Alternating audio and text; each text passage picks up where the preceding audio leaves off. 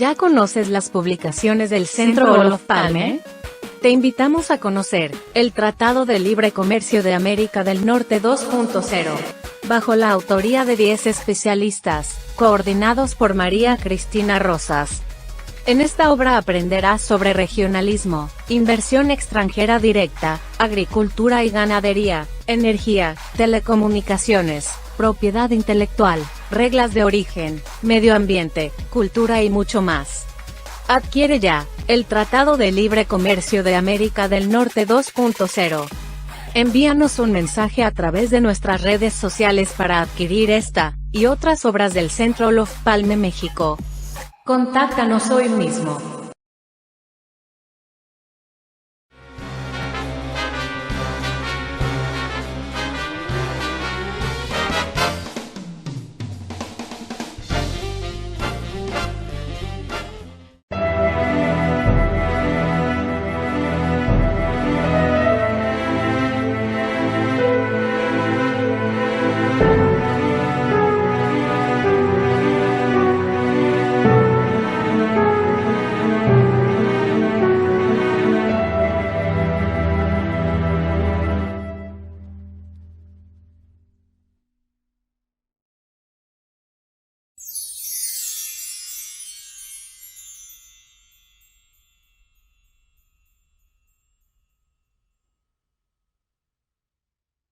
Muy buenas tardes, sean todas, todos bienvenidos.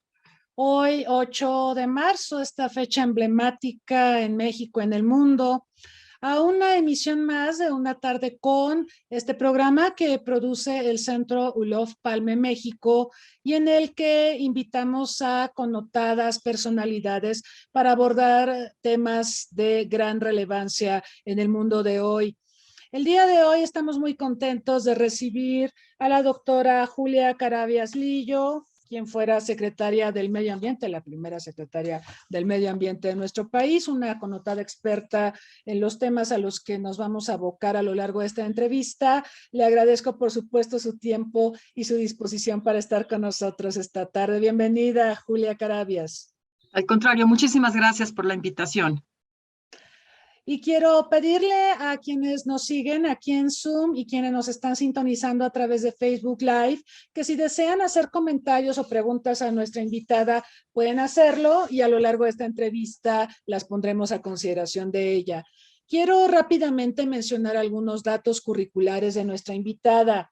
Ella estudió la licenciatura en Biología en la Facultad de Ciencias de la UNAM, donde luego obtuvo el grado de maestra en Ciencias. Desde 1987 se desempeña como profesora de carrera de tiempo completo en el Laboratorio de Ecología de la Facultad de Ciencias de nuestra máxima casa de estudios. Perteneció al Sistema Nacional de Investigadores y también se ha desempeñado como presidenta del Scientific Technical Advisory Panel del Global Environmental Facility. Su trabajo de investigación se ha centrado en diversos temas ambientales, en particular en la regeneración de selvas tropicales, restauración ambiental, manejo de recursos naturales, ecología y sistemas productivos. Es autora de numerosos artículos científicos y coautora de varios libros. Seguramente ustedes conocen la obra de la doctora Carabias. Entre esta vasta obra podemos mencionar el libro Manejo de Recursos Naturales y Pobreza Rural, Agua, Medio Ambiente y Sociedad, hacia la gestión integral de los recursos hídricos en México, capital natural y bienestar social, un tema que estaremos ciertamente también abordando en esta entrevista, patrimonio natural de México, cambio climático, conservación y desarrollo sustentable en la selva lacandona, etcétera. Bueno, ella fue secretaria del Medio Ambiente en el periodo 94-2000 y ha recibido múltiples distinciones, entre las que podemos mencionar el premio Getty en el año 2000, otorgado por el World Wildlife Fund. En octubre de 2004 recibió el Premio Internacional Cosmos por sus logros en la defensa del medio ambiente. Y en abril del 2005, el Programa de Naciones Unidas para el Medio Ambiente, el NUMA, le otorgó el Premio Campeones de la Tierra. También ha recibido muchas distinciones por parte de autoridades y entidades de nuestro país. Destaco que el Senado de la República le otorgó en 2017 la medalla Belisario Domínguez y también la Fundación Miguel Alemán le otorgó el Premio Ecología y Medio Ambiente en ese mismo año. Ella ingresó al Colegio Nacional el 27 de agosto de 2018 y se estila en este foro dar una lección inaugural a la cual respondió el doctor José Saruján, quien estuvo con nosotros hace algunas semanas, y recupero de aquella entrevista, Julia Carabias, algo que mencionó José Saruján y con lo que estamos profundamente de acuerdo. Él se expresó a propósito de Julia Carabias como la mejor secretaria del medio ambiente que ha tenido este país. Suscribimos los dichos de don José Saruján. Y bueno, sin más, yo quisiera comenzar preguntándole, dado que pues usted fue la primera secretaria del medio ambiente en nuestro país. ¿Cómo fue el proceso para crear esta entidad? Porque anteriormente teníamos diferentes cuerpos y entidades que se abocaban por separado a distintas aristas de los temas ambientales. Pero usted los reunió y se creó la Secretaría del Medio Ambiente, en aquel tiempo Semarnap. Y bueno, además esto ocurrió en un contexto complicado para México, ¿no? Recordamos también el error de diciembre y todos los problemas que tuvimos en aquellos tiempos. Entonces, no sé si nos podría contar un poco de cómo fue generar estos consensos. Tema importante, también pensando en sociedades como las de ahora que están tan polarizadas y donde es tan difícil generar consensos para hacer cosas. Julia. Pues primero que nada, muchísimas gracias por esta invitación. Yo no dudé de poder participar en este foro, pues en este centro, Olaf-Pal. Yo tengo un libro que leo con mucha frecuencia, no sé si ustedes lo conozcan, y es algo que a mí me ha inspirado siempre mucho. Y además quiero comentar que hoy hay una fecha triplemente emblemática en un sentido, porque, bueno, por supuesto es el 8 de marzo, el Día Internacional de la Mujer, pero en este 2022 se están cumpliendo los 50 años de la primera cumbre de Estocolmo, que fue precisamente él quien la inaugura. Y además hace pocos días se conmemoraron pues también los 40.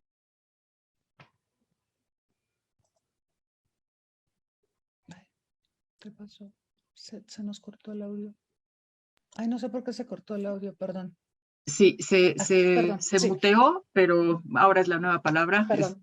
Perdón por muchos de los lingüistas, pero ya sí estamos hablando en este nuevo mecanismo de trabajar en virtual por Zoom y otras plataformas.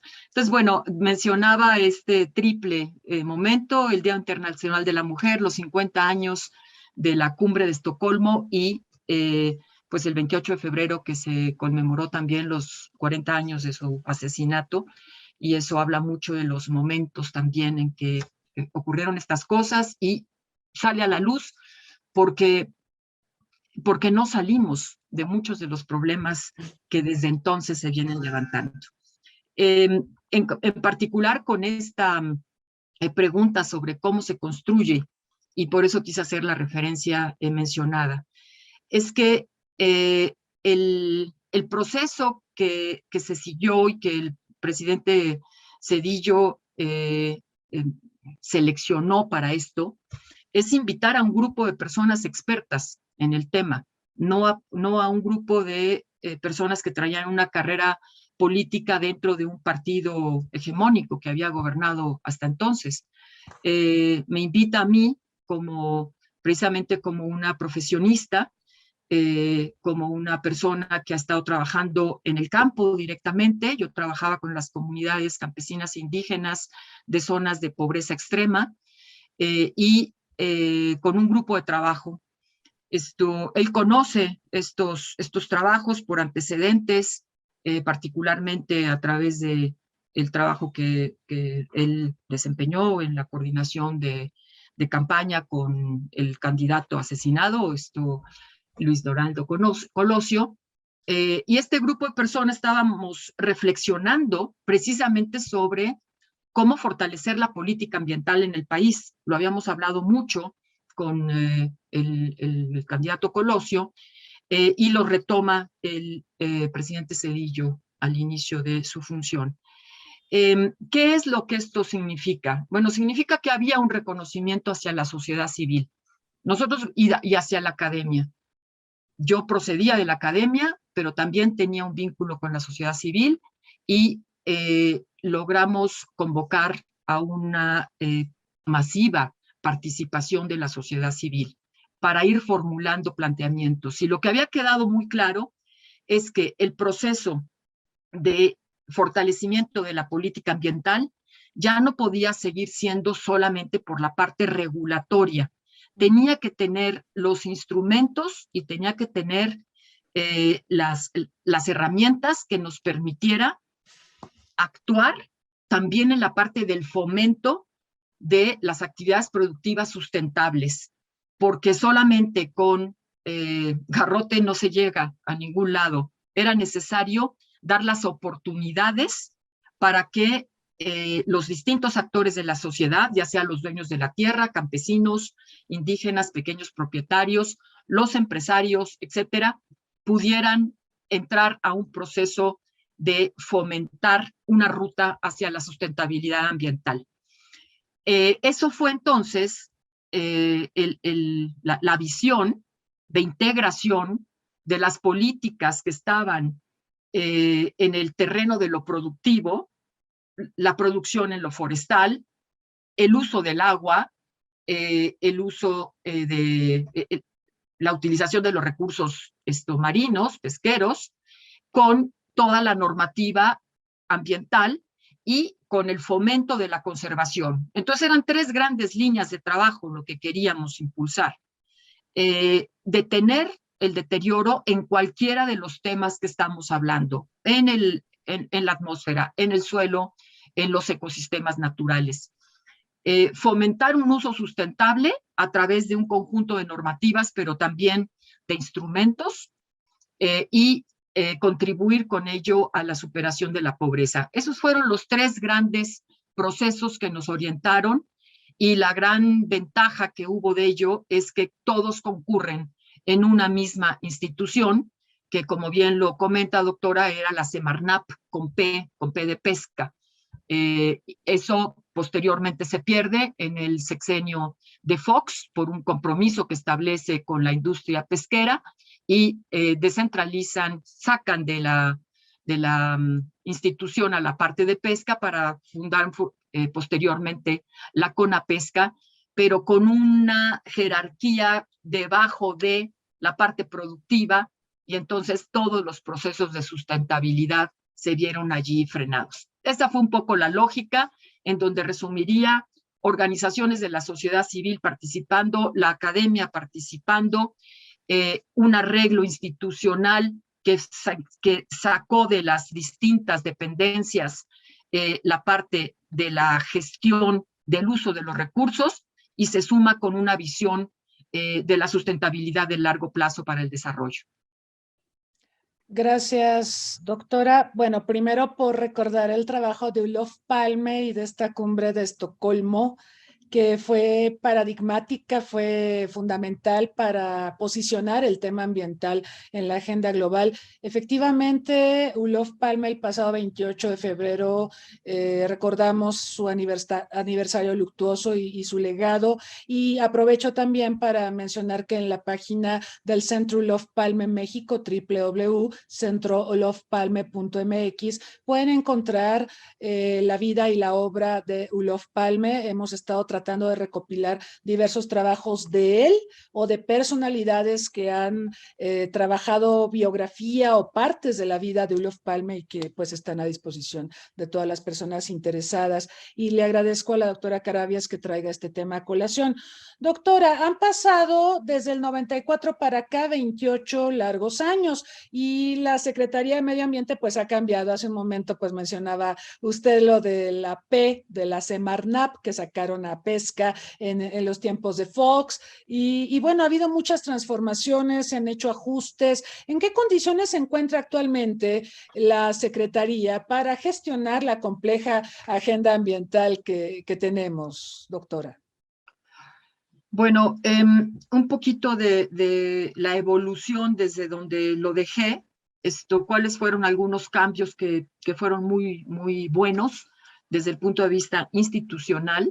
No nos metemos ahorita con la parte jurídica, la parte legal o de la organización, etcétera, pero en la parte institucional que estamos enfocando, uno fue que se funda la CONAFOR en el 2001, que separa de la Semarnat, que se convierte en Semarnat al perder la pesca, y dentro de esa nueva institución, la parte que tenía que ver con lo forestal se coloca en una Comisión Nacional Forestal. Le sube mucho el nivel y sobre todo una cantidad de recursos económicos que no se habían visto en el sector. Y eso entonces fue un impulso importante. ¿Qué pasó con el tiempo? Que parte de ese impulso se fue más hacia las plantaciones forestales privadas que hacia el manejo forestal sustentable realizado por las comunidades campesinas indígenas. Creo que eso es algo que se perdió en el camino. Por ahí íbamos, se pudo haber acelerado eso para que los bosques mexicanos ya no perdieran no se perdieran a cambio de la agricultura y la ganadería, sino que fueran realmente los ecosistemas que pudieran dar el sustento de las comunidades campesinas indígenas, tal y como se hace en Oaxaca, que es un absoluto ejemplo no solamente nacional, sino mundial.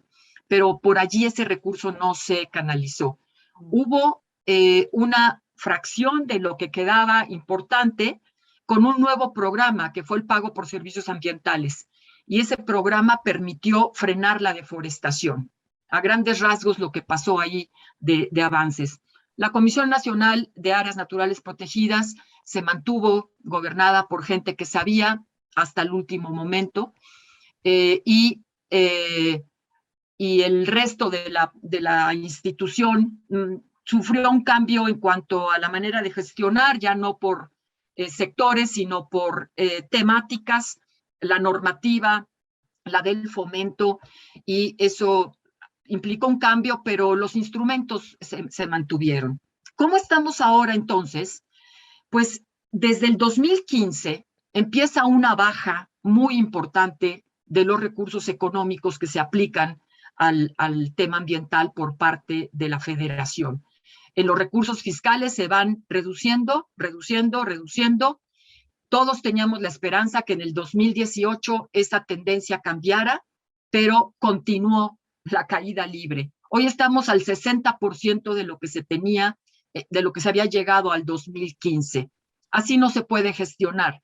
Hay cada vez más responsabilidades, más conflictos ambientales, la emergencia ambiental es evidente en todos sentidos y cada vez hay menos recursos.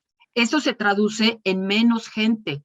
Eso se traduce en un adelgazamiento bárbaro de las instituciones que ya no están en el terreno. Ya no puede ir la Comisión Nacional de Áreas Protegidas a los sitios porque ya no tiene camionetas, llantas, gasolina, personal. Ya no se pueden atender de la misma manera los incendios porque ya no hay con qué, etcétera. Todo eso va repercutiendo en el cuidado del patrimonio natural y, por supuesto, en el fomento de procesos productivos. Quise hacer mención de la CONAFOR, hoy la CONAFOR pues reducida también a un 60%, el programa de pago por servicios ambientales, que era un programa bárbaro y estuvo muy bien gestionado desde su origen. Todavía la gente que lo gestiona es una gente de primera, pero cada vez tiene menos dinero y entonces esto va afectando obviamente cuando los campesinos no tienen un incentivo económico para la conservación y solamente les llegan los incentivos económicos para el cambio de uso de suelo, que es la actividad ganadera y agrícola. Entonces, sí estamos en una situación muy crítica de una prioridad muy baja del tema ambiental en la agenda presidencial. La institución ha acompañado a esa agenda presidencial, ha priorizado los grandes proyectos que ha impulsado el presidente de la República. Muchos de ellos son proyectos que chocan contra la parte ambiental, pero la normativa, pues entonces ahí sí ya no vale tanto, ¿no? Se critica de la del pasado, pero no la del presente.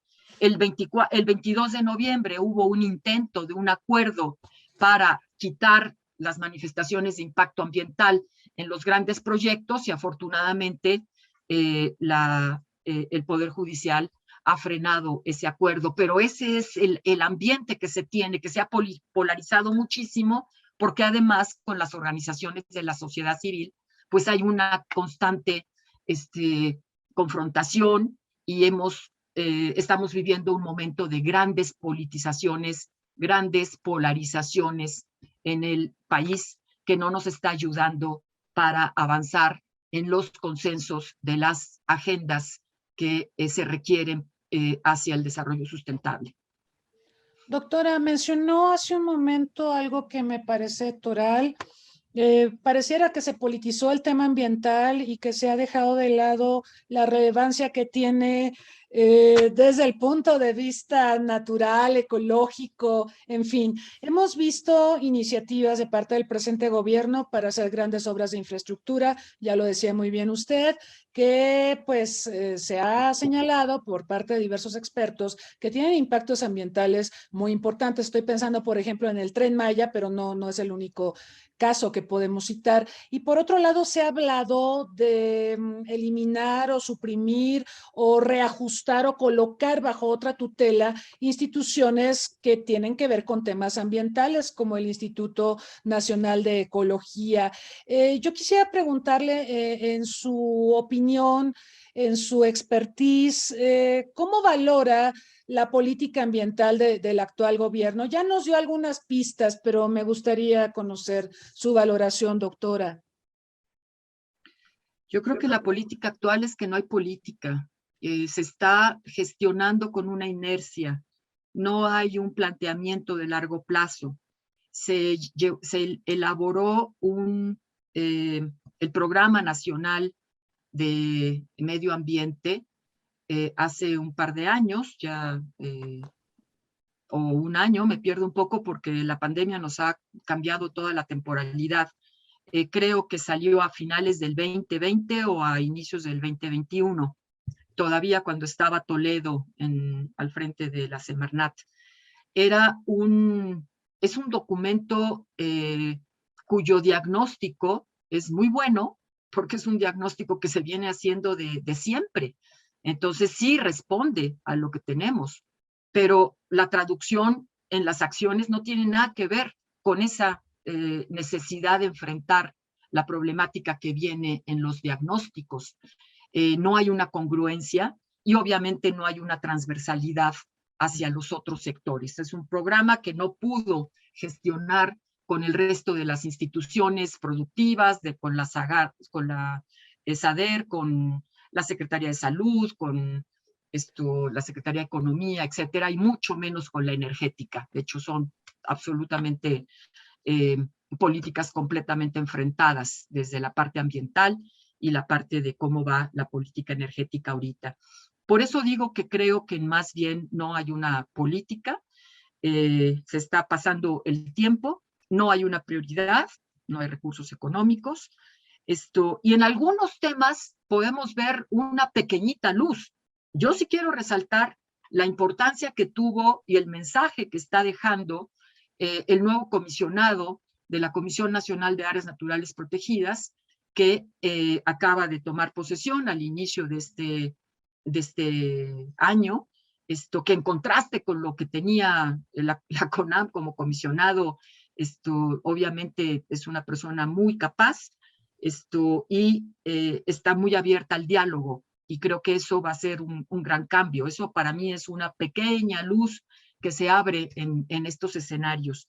Pero cuando vemos por el otro lado el intento de desaparecer al INEC, el Instituto Nacional de Ecología y Cambio Climático, o al INTA, de Tecnológico del Agua, y en la situación en que tienen a la CONABIO, pues es simplemente en que no se está de acuerdo en que esos son los grandes pilares de la política ambiental. O sea, yo no puedo concebir este país en términos de el conocimiento que tiene sobre su biodiversidad sin una CONABIO que está cumpliendo 30 años.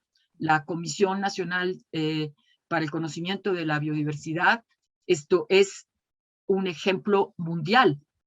No solamente es un ejemplo, yo diría es la mejor institución en conocimiento de las biodiversidades nacionales que existen en el mundo y se ha copiado en otros países, se han seguido los lineamientos que siguió la CONABIO, dirigida, concebida, ejecutada por el doctor Sarucán. Entonces, el que la CONABIO la tengan de un hilo, en donde todos los meses no se sabe qué va a pasar desde hace muchos años, esto es absolutamente un desprecio, al final de cuentas, yo creo, al conocimiento. En fin, me parece que la política ambiental no está siendo una política. Y mucho menos para el reto que tenemos hoy sobre la sustentabilidad del ambiente. Exacto. Y sobre eso también quisiera conocer su opinión, porque el tema parece que, sobre todo con el arribo de Biden a la presidencia de Estados Unidos, se ha visibilizado más, parece que hay más esfuerzos a nivel global y bueno, el presidente de Estados Unidos incluso ha hecho cumbres y ha hablado de un mayor compromiso de Estados Unidos para llevar a buen puerto la agenda ambiental global. En este sentido, pareciera que México va en dirección contraria, ¿no? Con aspectos como la reforma energética, el empleo de energías que son altamente contaminantes. En fin, ¿cómo ve a México en el contexto internacional? Y bueno, de paso, pues le pregunto, ¿realmente estamos teniendo avances sustanciales en la agenda internacional alrededor del tema ambiental? Bueno, yo lamentablemente ya dejo de ver a México en la arena internacional. México era un país de referencia, entre otros motivos, porque al ser un país en vías de desarrollo y pertenecer al grupo del G77, al ser un país de OCDE, que tenía una interlocución con los países desarrollados, a ser un país con un tratado con Norteamérica, y al tener una relación tan estrecha dentro de Latinoamérica, sí era un país pivote. Nosotros teníamos una negociación de todo este periodo de los acuerdos multilaterales globales. Siempre estábamos en una u otra. Estábamos a veces simultáneamente, teníamos que estar en los foros de negociación paralelos antes de las plenarias. ¿Qué es lo que pasa ahora? Hay hasta un cuestionamiento de si se debe de ir. El presidente de la República hizo un cuestionamiento de que la cumbre de cambio climático era nada más para el bla, bla, bla. Y eso es muy lamentable porque el tema del cambio climático o se resuelve de manera multilateral por todos o va a afectar profundamente a las nuevas generaciones. Ya nos está afectando ahora, pero ahí la llevamos. Y hablo de las otras generaciones, no de alguna vez dentro del siglo futuro, de las generaciones que en estos momentos están con nosotros aquí en este Zoom y seguramente la mayoría de los que están siguiendo esta conversación por Facebook. Es a ellos, porque ellos son los que van a tener 30 años más o menos, 30, 40, en el año 2030, cuando la posibilidad de ese calentamiento global, si sigue la tendencia como va a ser una cuestión en que lo que estamos viviendo en la pandemia es un aperitivo. Realmente va a ser una situación muy difícil. Lo importante es que hay cómo salir al paso de eso. Se conoce la parte científica perfectamente. Se conoce la tecnología para resolverlo. Hay muchos países que van en esa dirección. Y por eso es tan importante lo que menciona, doctora, sobre el caso de Biden. Biden entra con esa agenda muy fuerte y sobre todo frente a lo que pasó con la agenda de su predecesor, el señor Trump. Pero a Biden le están frenando, lo están frenando desde el Senado. La sociedad norteamericana tiene que responder y tiene que avalar esas propuestas que fueron propuestas muy de vanguardia para lograr una reconversión para concretar la transición energética en los Estados Unidos. Pero eso deja un buen ambiente mundial, porque Europa hacia allá va, Suecia allá está, y buena parte nuevamente es parte del legado de Olof Palme, en donde hay una responsabilidad y una conciencia sobre el tema ambiental. No tanto como él lo pensaba en 1992, cuando se echa su discurso en la cumbre de Estocolmo, en donde siente que esto llegó para quedarse y hay una transformación de la conciencia social. De hecho, así lo dice en términos de la parte ambiental. Y no, nos quedamos muy cortos. Sigue siendo un grupo pequeño de las sociedades en los que estamos preocupados por la parte ambiental. Empieza a entrarle el cambio climático porque está muy vinculado a la economía, pero la pérdida de biodiversidad, que es la otra parte primordial de los problemas globales ambientales, esa no hay forma de meterla por ningún lado. Ay, bueno, se extinguió, ay, bueno, se perdió toda esta parte del patrimonio natural, toda esta parte del capital natural, que es la base de nuestro desarrollo. Y se acepta. No aceptaría nadie que está aquí el ver que las pirámides de Teotihuacán se desmantelaran para hacer casas de interés social. Sería, hasta el decirlo, parece un escándalo. Pero yo me pregunto, ¿por qué aceptamos el que la selva lacandona se destruya para poner vacas que quién come y que quién se beneficia? Porque no se benefician los campesinos ni los indígenas locales. Ellos viven en una condición de extrema pobreza. Se están beneficiando otras partes de la cadena y estamos acabando con nuestro patrimonio natural con el beneplácito de la gente. Es decir, ay, qué lástima, ¿verdad? Entonces, creo que allí nos está faltando una cuestión cultural que debe de atravesar de una manera mucho más fuerte, y a pesar de que hay ciertos liderazgos, me parece que nos estamos quedando muy rezagados en esa percepción social de la problemática ambiental. Hay instrumentos que nos van a poder hacer reaccionar, querámoslo o no, como es el TECMEC, sí, yo creo que sí, pero sí veo que están faltando los liderazgos locales, nacionales, internacionales, en los que vamos más lentos de lo necesario, a pesar de que se sabe qué hacer, cómo hacerlo, y no está la voluntad para lograrlo. Yo por eso apuesto a los jóvenes. Son ellos quienes tienen la capacidad y la fuerza y la energía. Es un ejército de gente que puede hacer el gran cambio de su propio futuro. Sí, doctora, el papel de los jóvenes, que además me agrada mucho que lo mencione reiteradamente en este diálogo que estamos teniendo, porque muchos de quienes nos siguen son jóvenes, y ahora que mencionaba que en 2030 vamos a sentir el rigor de lo que es la devastación ambiental, y la pandemia será como un pequeño prólogo, creo que es preocupante, y efectivamente hay que trabajar más en la generación de recursos humanos y en su empoderamiento alrededor de estos temas. Usted también tocó un tema toral, el de los liderazgos, y aquí yo quisiera detenerme para preguntarle, ¿qué pasa ahora en que se habla tanto de la crisis de las instituciones? Nos dicen que desde 2008, con aquella crisis financiera, lo de Lehman Brothers, se perdió credibilidad en gobiernos, en instituciones, y que parte de los problemas que tenemos ahora se explican por eso.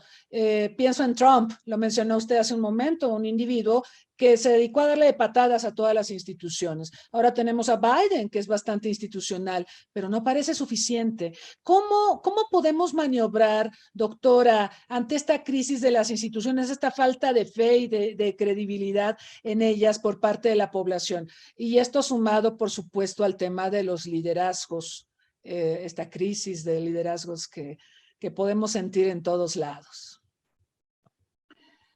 Bueno, por un lado, en efecto, yo creo que la ciudadanía está cansada de las instituciones, ha perdido credibilidad sobre ella, de los partidos políticos y sobre todo los jóvenes, porque no si lo ven en una perspectiva, quienes lo vemos en una perspectiva histórica de que nos tocó votar, en mi caso, por primera vez hace 50 y tantos años, esto hay que echar la cuenta, no lo he hecho, pero bueno, tengo 67, a quienes nos tocó un proceso en donde era clandestino un partido de izquierda y se fueron abriendo las puertas hacia un proceso democratizador en México, se logra institucionalizar la democracia, se tiene un órgano electoral del más alto nivel mundial, deja toda la credibilidad de que el voto cuenta, de repente le empiezan a caer misiles, ¿no? Y eso a mí me preocupa brutalmente, porque si erosionamos la credibilidad de esa instancia, entonces esos huecos van a ser ocupados por otros procesos que entonces son antidemocráticos, que no es por la vía del voto que se puede hacer el cambio en nuestro país. A mí eso es de las cosas que más me angustian. En el terreno de otros asuntos de las instituciones que son, pues que no tienen credibilidad, es que la mayoría de los mexicanos, yo pienso que sí coinciden en que hoy el voto cuenta, es contado y cuenta, pero no tenemos por quién votar. Y eso nos hace una situación, pues, de una frustración enorme. Quienes hemos vivido este cambio de 50 años, pues es frustrante, pero quienes no lo han vivido simplemente desprecian. Y eso es preocupante, porque hay que reconsiderar que lo que hoy se tiene es un patrimonio que se ha dejado de la lucha de los movimientos que fueron empujando hacia la creación de estos espacios, que se puede perder así si no lo defendemos como ciudadanos. Lo mismo le pasa al movimiento ecologista. El movimiento ecologista nace en los 70s, cuando están estas transformaciones democráticas, y no podríamos entender ni al ecologismo ni a las instituciones ambientales si no las llevamos de la mano con esas instituciones democráticas que fueron abriendo los espacios. Y de repente lo encontramos golpeado y la sociedad callada y no pasa nada, ¿no? Entonces sí creo que hay un desánimo que tenemos que romper, y es un desánimo que tiene que lograrse por la vía de la información adecuada, que genere la conciencia, que la gente tenga la claridad de que en nosotros está el cambio, de que los partidos serán obligados por los ciudadanos en incorporar seriamente estas agendas. Cuando me refería anteriormente de que se está politizando, no me refiero a que desprecie yo que se está haciendo política sobre la cuestión ambiental. Eso es lo que queremos, sino que está atrapada por un partido que se considera que es el partido que lleva la voz de lo ambiental. Es mentira esto, y que siempre ya por ser ese partido que llega al Congreso, le toca sí o sí la presidencia de la Comisión de Ecología, y se ve entonces atrapado en toda la política ambiental y los cambios jurídicos en un asunto en el que, pues desde Peña Nieto se lo dieron al verde. En fin, creo que allí se está perdiendo una claridad que como ciudadanos tenemos que tener una ruta de largo plazo, saber a dónde vamos y generar una política de Estado en materia ambiental.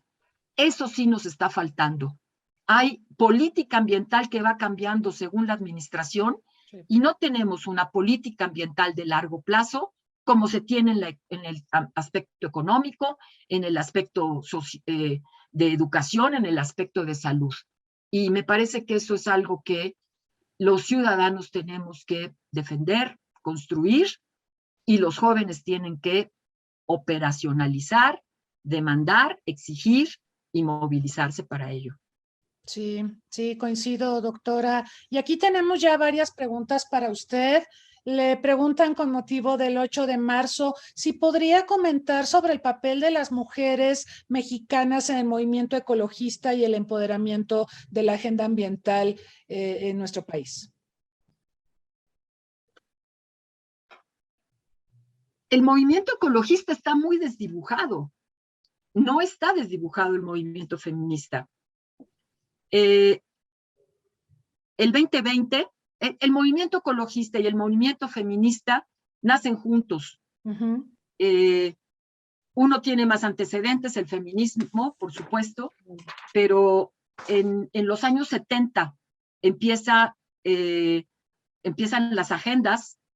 En el 92, en el 95, con el Foro de Mujeres de Beijing, se establece una agenda que empodera a las mujeres, equivalente de lo que sale en el 92, 20 años después de la Cumbre de Estocolmo, en Río de Janeiro, y tenemos agendas entonces, ambos movimientos, de mucha claridad y mucha fuerza, y es el boom de los temas.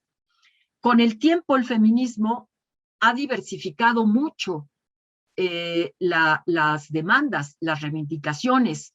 Hoy ya no se puede hablar de una agenda. Hoy hay un sinnúmero de reivindicaciones. Hace unos días tuvimos el 4 de marzo un diálogo intergeneracional entre mujeres y se hablaba precisamente de la agenda o las reivindicaciones. Una forma caótica de reivindicaciones o prioridades en la agenda. Y creo que aquí hay una visión diferente entre quienes somos de distintas generaciones, pero ahí está el movimiento feminista. Y prueba de ello es que el 8 de marzo del 2020, hace exactamente 2 años, las calles las pintamos de morado. Esto no lo hemos visto en el ecologismo y tampoco lo hay en los liderazgos. No hay un liderazgo.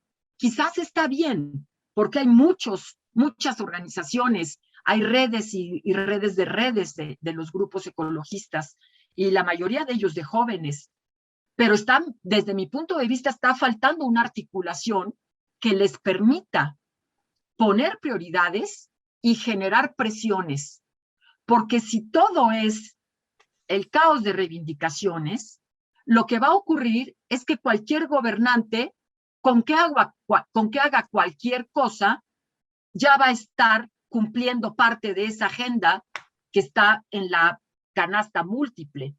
Entonces, no es que esté mal esa canasta múltiple, porque es diversa, es incluyente, pero no puede ser, desde mi punto de vista, que no logremos prioridades porque estamos perdiendo la batalla en cuanto a que los gobernantes cumplan con el interés de la sociedad de la defensa del medio ambiente.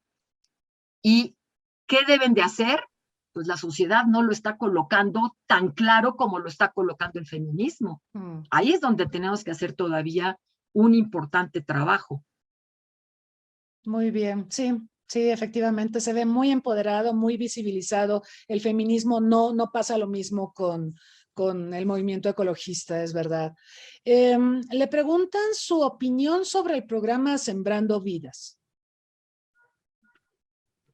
El programa Sembrando Vida tiene, desde mi punto de vista, el principal problema de que pretende ser lo que no es. Si se llamara que el programa Sembrando Vida es un programa de reconversión productiva y de subsidio a ejidatarios y en general a campesinos, indígenas o ejidatarios, para compensar la pobreza en la que viven, y lo hacen a través de estos apoyos directos para hacer una reconversión de sus productos, todos estaríamos aplaudiéndolo. Para mí, el problema importante es que se está trayendo los dineros de programas que sí eran los que estaban atendiendo el objetivo de lo que dice Sembrando Vida que es y que no es, que es la recuperación de los sitios degradados. No es un programa de restauración, no es un programa de reforestación, no es un programa que impida el cambio de uso de suelo, al contrario, hay cuestionamientos importantes de que ha generado cambio de uso de suelo. ¿Cuánto? Muy difícil saber, porque las cifras, las polígonos, el análisis de esta información no es público.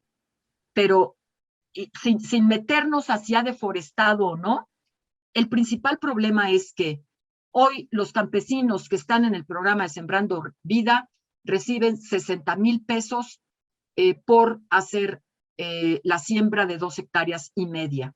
Esto ha distorsionado toda la economía campesina. Los que estaban llevando a cabo procesos productivos sustentables con un esfuerzo mucho mayor, porque no son de subsidios, son de trabajo, empiezan a abandonar esos temas y empiezan a priorizar y casi vivir del programa Sembrando Vida. Todos lo están diciendo en el campo. ¿Qué va a pasar cuando esto se acabe? Porque no va a dejar producción, porque no se están estableciendo las cadenas de valor, porque no se está generando los mecanismos de acopio de esos árboles frutales que están empezando a dar productos, porque no se está haciendo un seguimiento de lo que puede ser la madera que se produzca de allí. En fin, es un programa realmente de subsidio. Si no hubiera habido ese programa ahorita con la pandemia, el campo mexicano en la parte del sur-sureste habría sufrido infinitamente más, y esto fue un programa de compensación. Ok, pero llámese así. No se disfrace de programa de restauración para la recuperación de los ecosistemas naturales, ni se pinte de verde. No tiene nada de verde. Muy bien.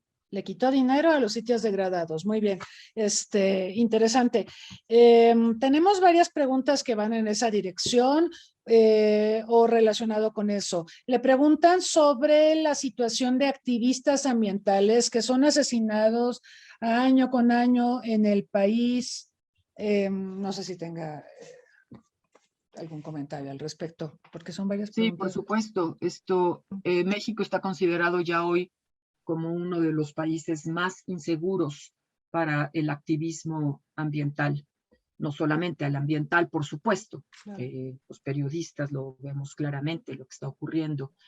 Pero para el activismo ambiental, México está ya en las listas de los sitios más inseguros. Y esto se está recrudeciendo porque desde el púlpito de comunicación de este gobierno en las mañaneras hay un constante enfrentamiento y difamación y crítica hacia las organizaciones de la sociedad civil.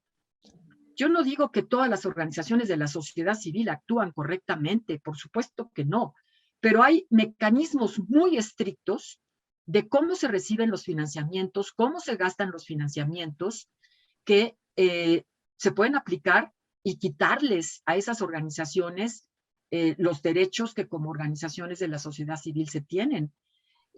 Pero eso no quiere decir que acaben con las organizaciones de la sociedad civil, porque cada vez que hay una crítica tan severa de este tipo, y muchas veces, muchas lamentablemente, con nombre y con apellido, vulneran a la persona que es mencionada.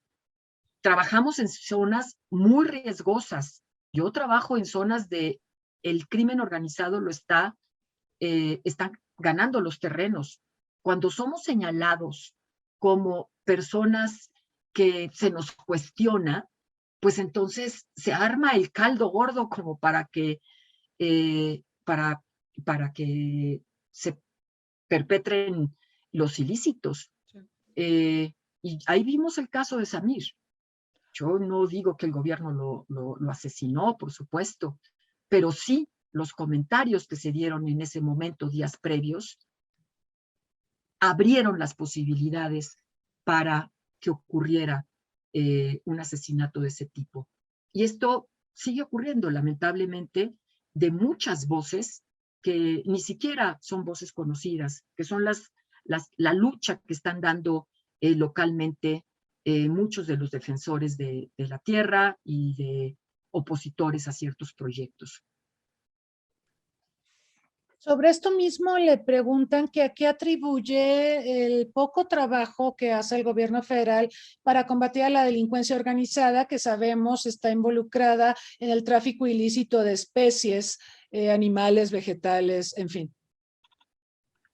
Bueno, yo creo que eso es un tema que va mucho más allá solo del tráfico de especies. Lo que estamos viendo claramente es cómo el tráfico de especies y la sobreexplotación de especies está vinculado hoy al crimen organizado. Las redes no se arman por el tráfico, sino se están armadas para otros objetivos y dentro de ello entra el tráfico. El tema de la madera, el tema de las especies en peligro de extinción en la zona en que trabajo, pues la parte de la guacamaya, el asunto de la sobreexplotación de los recursos marinos en el Alto Golfo, ese es el caso de la totuaba y de la vaquita, que está absolutamente metido con el crimen organizado. Entonces, el cuestionamiento más bien es qué está haciendo el país para combatir al crimen organizado. Pero en ese terreno, yo escucho a otras voces, no es mi tema, puesto que esto sí requiere de voces muy calificadas para poder juzgar cómo se está atacando el crimen organizado. Lo que me preocupa brutalmente en todo esto es cómo se está militarizando el país. Y eso sí es algo que, junto con con el golpe hacia la democracia y a sus instituciones, la militarización del país es algo que me tiene absolutamente horrorizada. Sí, muy preocupante. Vemos que se le han dado atribuciones a Fuerzas Armadas que normalmente realizaban instituciones civiles, ¿no? Desde las obras de infraestructura hasta el Banco del Bienestar, hasta el manejo de aduanas, en fin, hay una larga lista de empoderamientos que se están viendo para los cuerpos castrenses en detrimento de la democracia. Preocupante. Le preguntan cómo podríamos hacer para conseguir los recursos que necesitan las instituciones del medio ambiente para poder ejercer sus funciones. Y dice en la misma pregunta, ¿es también un problema las de las funciones que les otorgan? Es decir, ¿necesitan más poder de acción o solo se requieren recursos materiales? Yo creo que está muy bien planteado, porque en efecto siempre nos vamos con el tema de los recursos económicos, porque es como el indicador más fácil. También con los recursos humanos es un problema, ya lo comenté, y con la infraestructura también lo comenté un poco de pasada, pero también el tema de las funciones. Hubo un intento muy fuerte en los años 90 sobre ir descentralizando, sobre ir fortaleciendo el federalismo. Se hicieron varias reformas, pero estas no fueron acompañadas de las capacidades necesarias de los estados de la República. Entonces hay muchas cosas que se quedaron en el limbo. El tema del manejo de los residuos sólidos, que es una responsabilidad municipal, si no va acompañada de recursos económicos, el resultado de eso es que no lo atiende nadie y la basura se va a las barrancas. Y eso lo podemos ver en todas las carreteras de México. Sí, también es un asunto entonces de ajustar correctamente las funciones. Todo lo que no está explícito en la ley corresponde entonces a los estados. Lo que está explícito de que es para la federación se gestiona por parte de la federación. Entonces, por eso hay muchas cosas que están en el limbo. Y lo mismo pasa con el tema del agua, ¿no? Recursos económicos, ¿de dónde sacarlos? Es que ese siempre es como el pretexto que nos coloca el gobierno cuando se dice, están pidiendo los ambientalistas más recursos. ¿Qué no se dan cuenta que hay una pandemia? No, por supuesto que sí nos damos cuenta. Nos damos cuenta que sabemos que esa pandemia surge de un mal manejo de los recursos naturales. lo que estamos viendo es que o entramos a las causas de fondo o estamos poniendo puros parchecitos. Entonces no se le puede quitar el dinero a las áreas naturales protegidas para pasarse a la pandemia, primero porque son 4 pesos y ahí no está el dinero. Y segundo, porque entonces va a haber más pandemias y es el cuento de nunca acabar. Entonces no es que no se requiera el dinero para enfrentar la pandemia, por supuesto que sí, eso es una altísima prioridad sanitaria. El tema es que no se puede poner el dinero en donde no son los procesos que nos van a llevar hacia la sustentabilidad ambiental. Porque no es áreas protegidas contra pandemia, claro. Es Dos Bocas contra áreas protegidas, es Tren Maya contra áreas protegidas, y así me puedo seguir con muchas más cosas. Los subsidios que sigue habiendo para los hidrocarburos, hay que modificarlos y se tienen que ir hacia las energías renovables. Y no con ello quiero decir que no vamos a seguir trabajando la sociedad con energía proveniente de los hidrocarburos. Por mucho tiempo va a ser así. Pero ¿dónde va a estar el punto de inflexión? ¿Cuándo vamos a empezar a empujar con seriedad la energía solar, la energía eólica y empezar a disminuir aceleradamente los hidrocarburos? Si vamos a posponer, porque somos nada más el 1% de lo que emite el mundo, pues entonces solamente se van a quedar 2 países en que tienen que hacer la chamba. No, o lo hacemos todos o esto no sale. Por eso sí hay recursos económicos. No es un problema de recursos económicos, es un problema de reordenamiento de los recursos económicos y de una política fiscal adecuada que abata desigualdades, pero que también distribuya correctamente a los sitios prioritarios. Sí, doctora, gastar bien, porque recursos financieros hay, pero hay que gastarlos bien. Sí, mire, se nos acaba el tiempo, pero tenemos un par de preguntas que creo que sería importante recuperar y conocer su visión. Le preguntan, la participación de México en la última COP de cambio climático fue muy lamentable, con la secretaria Albores presumiendo que la delegación mexicana estaba compuesta mayoritariamente por mujeres, que es algo bueno, pero con una postura absolutamente contraria al Acuerdo de París. ¿Cómo puede México cumplir sus compromisos sin que pase nada? Y ahí mismo la misma persona le pregunta, la hoy subsecretaria de Asuntos Multilaterales de la Secretaría de Relaciones Exteriores fue secretaria del Medio Ambiente en la Ciudad de México. Ella conoce los temas, pero su postura en estos foros es también errática. ¿Es falta de capacidad o conciencia ambiental?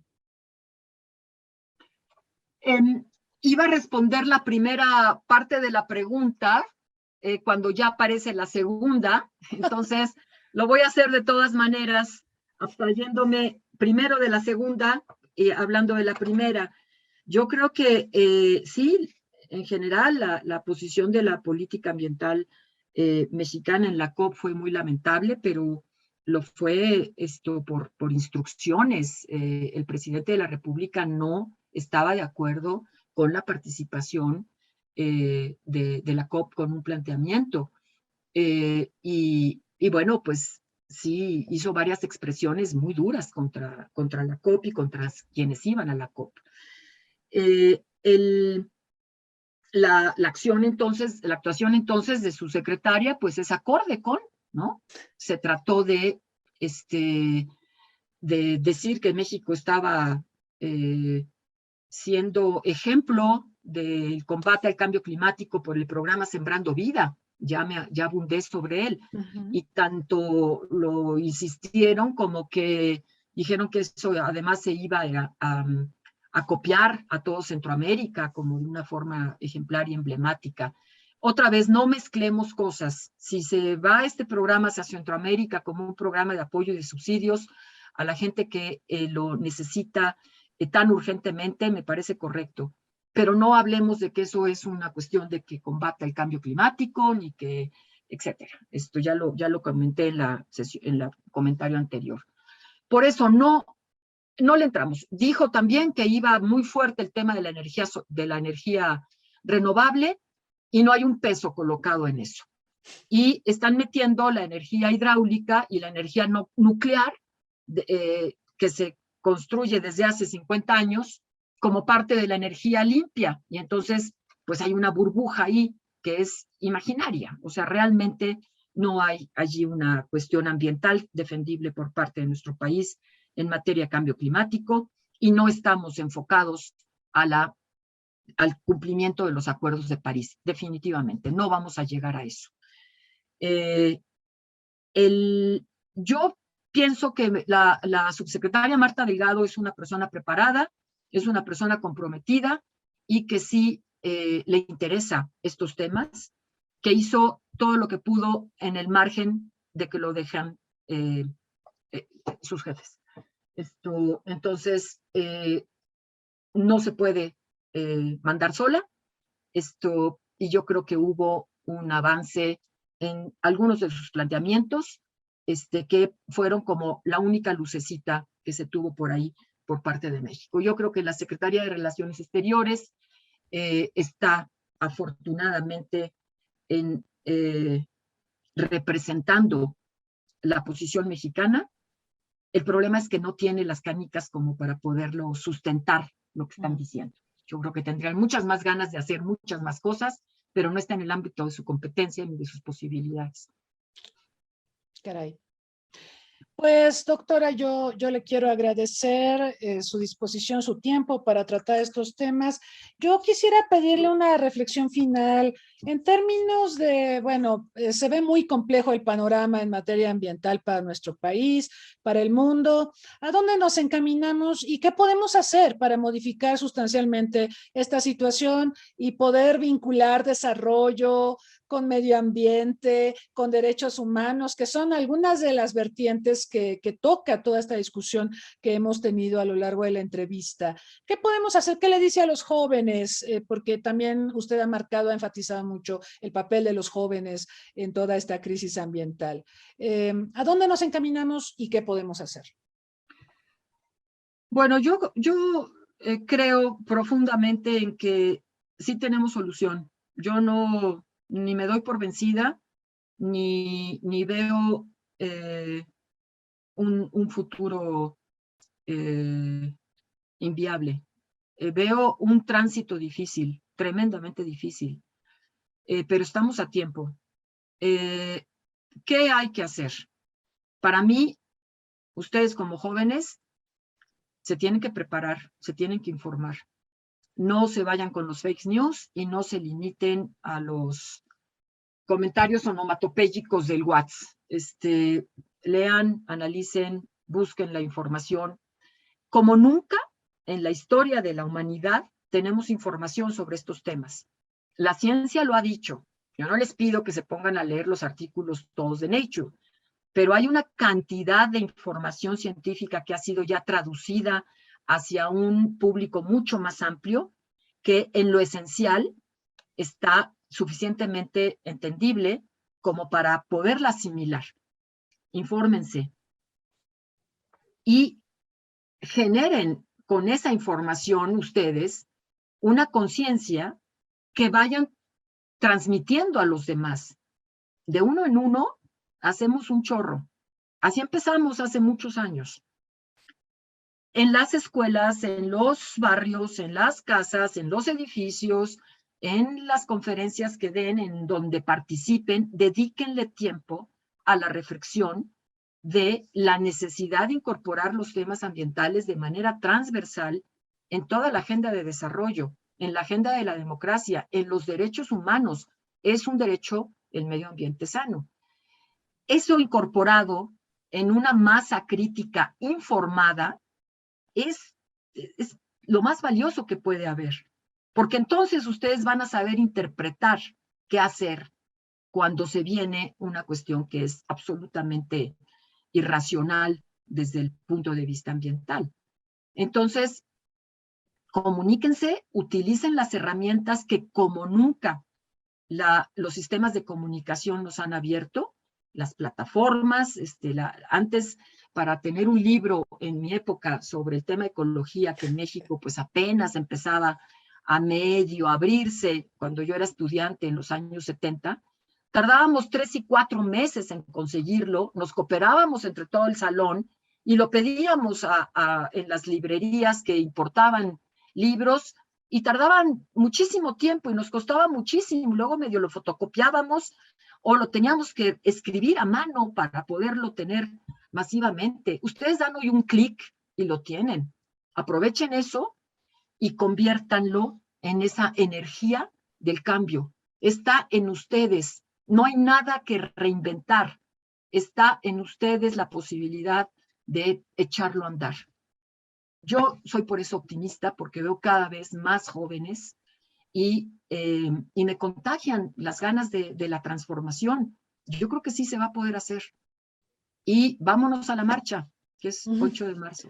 Muy bien, doctora, muchísimas gracias con esto último que menciona de cómo el tema se ha visibilizado y se ha empoderado, y recordando a Olof Palme cuando fue de los primeros líderes mundiales en tocar el tema en 1972, cuando los temas eran otros, cuando se hablaba de la carrera armamentista, cuando lo importante era la competencia nuclear entre Estados Unidos y la URSS. Él empezó a hablar de estos temas y vean dónde estamos ahora. Entonces yo creo que sí hay bastante lugar para el optimismo. Le agradezco mucho, doctora, su participación, sus reflexiones, su experiencia son valiosísimos en estos momentos y siempre. Y también quiero agradecer a quienes nos han acompañado aquí en Zoom y en Facebook Live por sus preguntas, sus reflexiones y por el favor de su atención. Los invitamos el próximo 22 de febrero. Vamos a tener programa doble. Nos va a acompañar el director de Lufthansa, de esta aerolínea alemana, Frank Nosinski, para hablar del nuevo aeropuerto internacional